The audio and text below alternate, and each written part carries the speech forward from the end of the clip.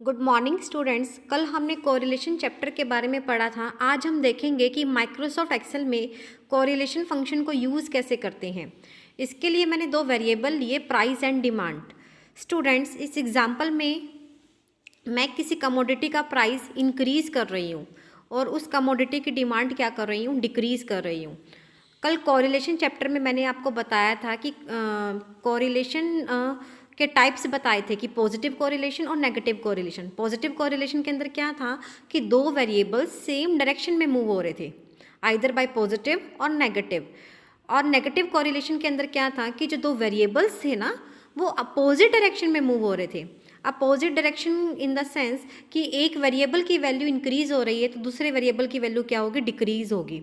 और इस एग्जाम्पल में भी मैं क्या कर रही हूँ, किसी कमोडिटी का प्राइस क्या कर रही हूँ, इंक्रीज़ कर रही हूँ, तो उसी कमोडिटी की डिमांड क्या हो रही है, डिक्रीज़ हो रही है। तो एक कमोडिटी के प्राइस इंक्रीज़ होने से उसकी डिमांड क्या हो रही है, डिक्रीज़ हो रही है। और ऐसा आपने मार्केट में भी देखा होगा, अगर सडन किसी कमोडिटी का प्राइस इंक्रीज़ हो जाता है तो उसका इफेक्ट उसकी डिमांड पे भी पड़ता है। ठीक है, तो देखिए इस एग्जाम्पल में प्राइस, किसी कमोडिटी का प्राइस जब 50 था तो उस कमोडिटी की डिमांड क्या थी, 40 थी। जब प्राइस इंक्रीज़ हुआ 55 हुआ तो उसकी डिमांड 40 से क्या हो गई है, 38 हो गई है। 60 प्राइस हुआ तो डिमांड 38 से क्या हो गई, 36 हो गई। 70 प्राइस हुआ तो 34 डिमांड हो गई। 80 प्राइस हुआ तो डिमांड क्या हो गई, 38 हो गई। अब हम किसी एरिया को सिलेक्ट करेंगे और किसी एरिया को सिलेक्ट करने के बाद हम कॉरेल नाम का फंक्शन यूज़ करेंगे, CORREL। ठीक है, कॉरेल नाम का फंक्शन यूज़ करेंगे और फंक्शन पर क्लिक करने के बाद वो आपसे पूछेगा कि कौन से एरिया को सिलेक्ट करना है। वो एरे 1 और एरे 2 पूछेगा।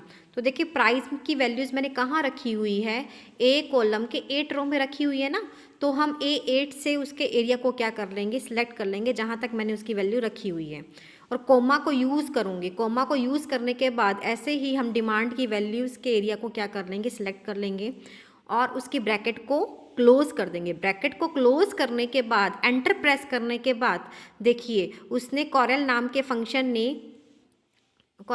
फंक्शन ने कोरिलेशन की वैल्यू को क्या कर दिया है, शो कर दिया है। अब इसमें नेगेटिव क्यों आया, क्योंकि इस एग्जांपल में मैंने कौन से कोरिलेशन को यूज़ किया, नेगेटिव कोरिलेशन को। क्योंकि इसके अंदर जो दो वेरिएबल है, एक वेरिएबल की वैल्यू इंक्रीज़ हो रही है तो दूसरे वेरिएबल की वैल्यू क्या हो रही है, डिक्रीज़ हो रही है।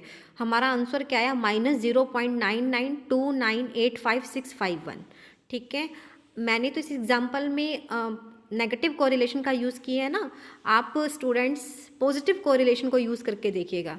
पॉजिटिव कोरिलेशन में आप क्या करेंगे, दो वेरिएबल्स की वैल्यू को, दोनों को या तो इंक्रीज़ करना या आप डिक्रीज़ करना। तो आप देखिएगा आपका आंसर किस में आएगा, पॉजिटिव में आएगा। Thank you.